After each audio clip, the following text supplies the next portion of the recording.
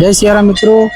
तो आज आपणे આવી ગયા છીએ રાપરી હનુમાનજી આશ્રમ જે રાધનપુર મુકામે સ્થિત છે। તો આજે આપણે મંદિરના દર્શન કરશું અને શું છે આ મંદિરનો ઇતિહાસ તેના વિશે પણ આગળ તમને માહિતી આપીશ। તો બન્યા રહો મારી સાથે વિડીયોમાં। જય સિયારામ। મિત્રો, હનુમાનજીના જન્મ અને બાળપણની અનેક કથાઓ છે। તેઓ વાનરરાજ કેસરી અને અંજનીના પુત્ર છે, પરંતુ તેમને વાયુપુત્ર કહેવામાં આવે છે કારણ કે તેમના જન્મમાં વાયુદેવની મહત્વની ભૂમિકા હતી।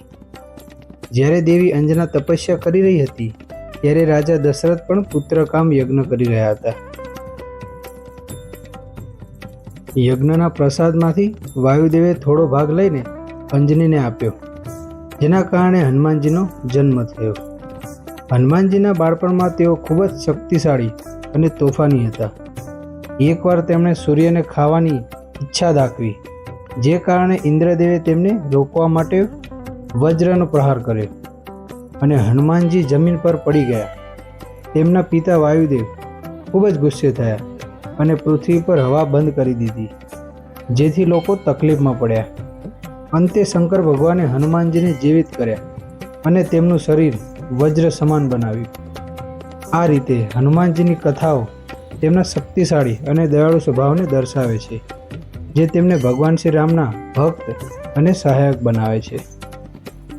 તો મિત્રો, આજે આપણે રાપરિયા દાદાના દર્શન કરશું અને મંદિરમાં કેવા પ્રસંગો ઉજવાય છે અને અહીંયા રહેવા જમવાની કેવી સગવડ છે તેના વિશે પણ આગળ વિડીયોમાં ચર્ચા કરશું। તો તમે જોઈ શકો છો હનુમાનજીની એક સુંદર મૂર્તિ, જેને દર્શન કરતા જ હૃદયની દરેક મનોકામના પરિપૂર્ણ થાય છે। મિત્રો, દર શનિવારે અહીંયા ખૂબ જ મોટી સંખ્યામાં શ્રદ્ધાળુ દર્શનાર્થે પધારે છે અને અહીંયા પ્રસાદીનો પણ લાભ લે છે। અહીંયા દર શનિવારે ખીચડીનો પ્રસાદ આપવામાં આવે છે। મિત્રો, વિડીયોમાં તમે જોઈ શકો છો કે અહીંયા નાના નાના કુલ 20 દેવાલયો પણ બનાવવામાં આવ્યા છે, જેમાં તમને સર્વે દેવી દેવતાઓની એક ઝાંખી જોવા મળશે।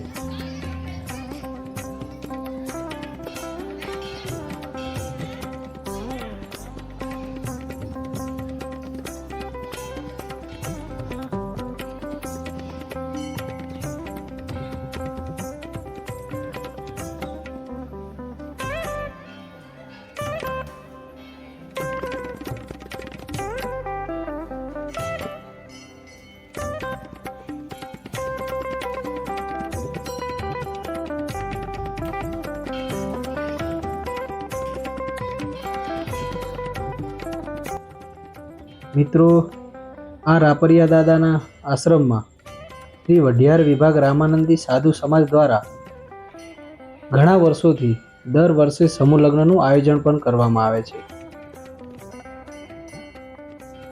તો મિત્રો, હવે આપણે મળીએ અહીંયાના વ્યવસ્થાપક શ્રીને અને એમના જોડેથી આપણે માહિતી મેળવીએ કે શું છે આ મંદિરનો ઇતિહાસ। જય સિયારામ। તો હવે આપણે અહીંયા સંસ્થાના વ્યવસ્થાપક અને સેવક શ્રી એવા હરેશભાઈને આપણે મળશું। એમના જોડેથી આપણે માહિતી મેળવશું કે શું છે આ મંદિર પાછળનો ઇતિહાસ અને અહીંયા દરરોજની કેવી પ્રવૃત્તિ કરવામાં આવે છે અને અહીંયા કયા કયા પ્રસંગો ઉજવવામાં આવે છે। જય સિયારામ। જય સિયારામ।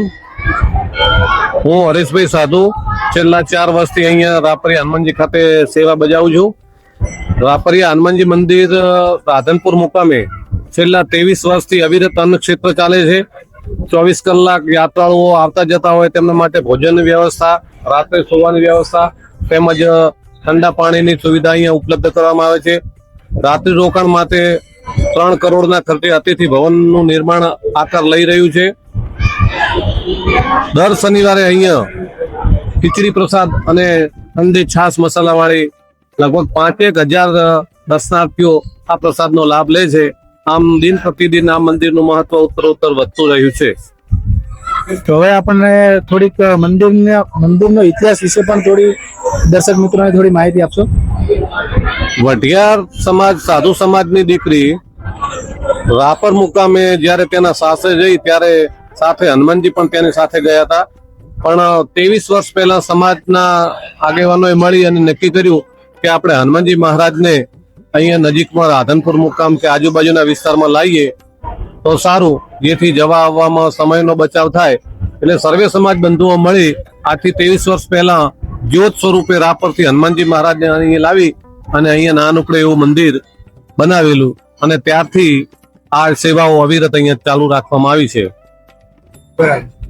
અને અહીંયા કયા કયા વાર્ષિક પ્રસંગો જે ઉજવાય છે તેના વિશે પણ થોડી માહિતી આપશો.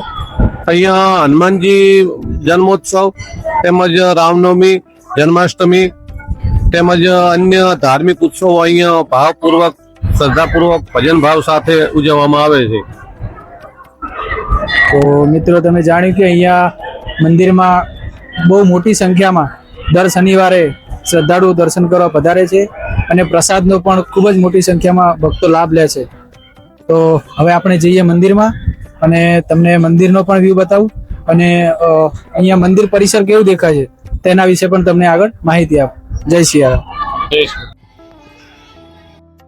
મિત્રો, અહીંયાના વ્યવસ્થાપક શ્રી હરેશભાઈ સાધુએ આપણને ખૂબ જ સરસ માહિતી આપી કે આ રાપરિયા દાદાના મંદિર પાછળ શું ઇતિહાસ હતો. તો હવે આપણે જઈશું ભોજનશાળા તરફ. તો મિત્રો, આ છે ભોજનશાળા અને તમે જોશો તો અહીંયા ખૂબ જ વિશાળ સંખ્યામાં ભક્તો અહીંયા દાદાની પ્રસાદીનો પણ લાવો લઈ રહ્યા છે. મિત્રો, અહીંયા સેવા માટે કોઈ પગારદાર વ્યક્તિ કે એવા કોઈ અહીંયા રાખવામાં આવતા નથી. અહીંયા લોકો જાતે જ સ્વયંસેવક બનીને અહીંયા દાદાની સેવામાં હાજરી આપતા હોય છે.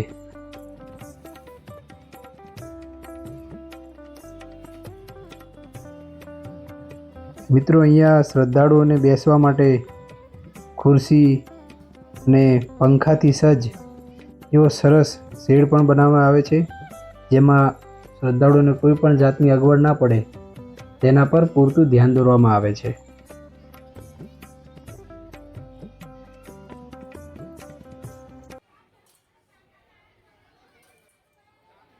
મિત્રો, અત્યારે વાગી ગયા છે સાંજના 7 અને દાદાની મહાઆરતીનો પણ સમય થઈ ગયો છે. તો હવે આપણે જઈશું સીધા મહાઆરતીમાં.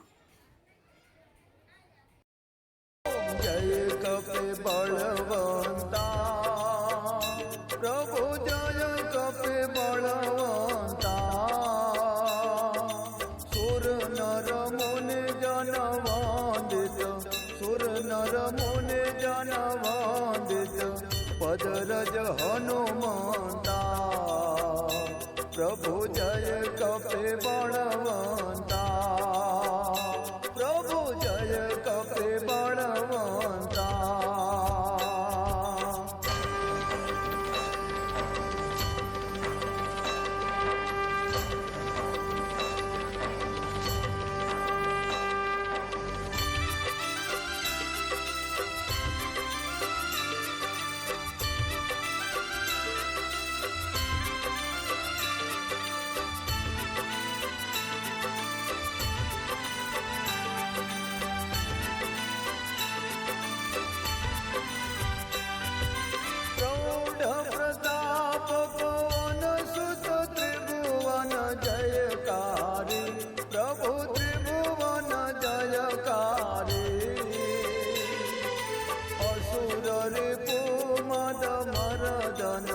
असुर रिपुमद मर्दन भय संकट हारी प्रभु जय कपे बलवंता प्रभु जय कपे बलवंता.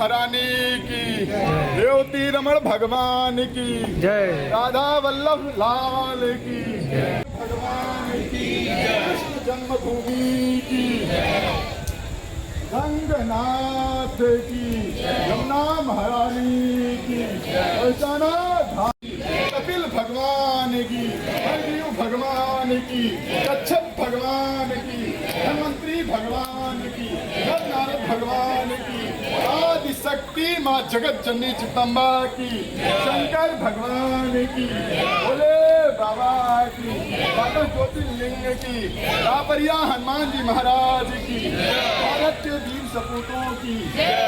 देखिए हर घर में, हर विद्यालय में, हर जगह पे, मंदिर पे, देवस्थालय, जितने भी स्थान होते हैं, हॉस्पिटल हो या स्कूल हो, कॉलेज हो, अच्छी अच्छी जगहों पे कहीं भी हर जगह पर तिरंगा लहराया।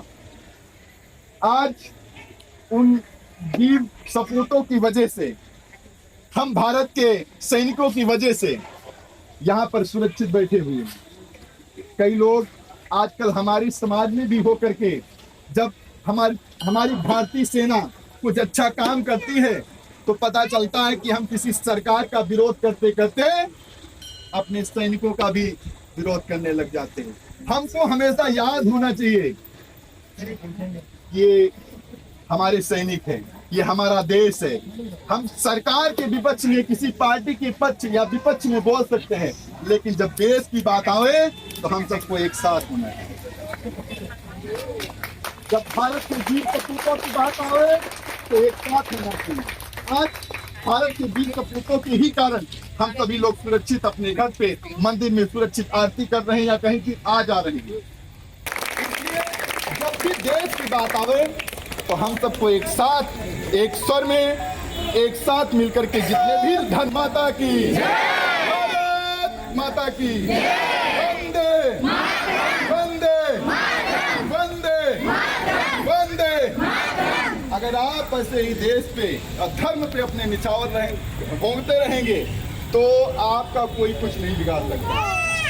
आपका धर्म भी बचा रहेगा। अगर आप सुरक्षित हैं तभी धर्म सुरक्षित है, अगर आप सुरक्षित नहीं तो धर्म सुरक्षित नहीं है। તો મિત્રો, આ હતો શ્રી રાપરિયા હનુમાનજી દાદાનો ઇતિહાસ. અને તમને કેવો લાગ્યો મારો વિડીયો જરૂરથી કોમેન્ટ કરો અને તમારા મિત્રો સાથે પણ શેર કરો. અને જો આપણી ચેનલમાં પ્રથમ વખત આવ્યા છો તો ચેનલને સબસ્ક્રાઈબ પણ કરી દો. મિત્રો, તમારે પણ જો રાપરિયા દાદાના દર્શનાર્થે આવવું છે તો હારીજથી લગભગ 35 કિલોમીટરના અંતરે અને રાધનપુરથી 2 કિલોમીટરના અંતરે આવેલું છે. મિત્રો, મળીએ નવા વિડીયોમાં. જય હનુમાનજી મહારાજ.